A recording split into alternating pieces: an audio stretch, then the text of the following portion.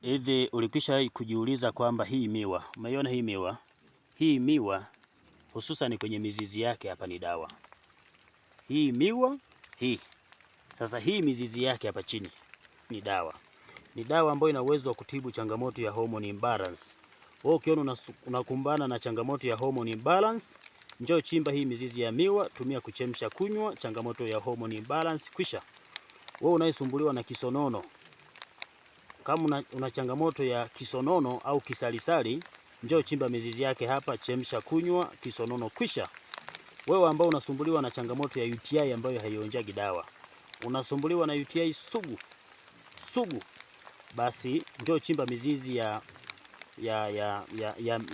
miwa, chemsha kunywa.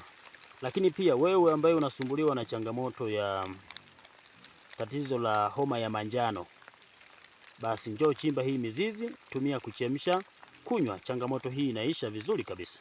Mimi Dr. Fungilwa nimewapa somo hili bure kabisa. Naombeni mkatumie mkafanikiwe. Lakini pia napatikana kwenye akaunti yangu ya Facebook, search Galilaya Njombe. Napatikana YouTube, Fungilwa TV.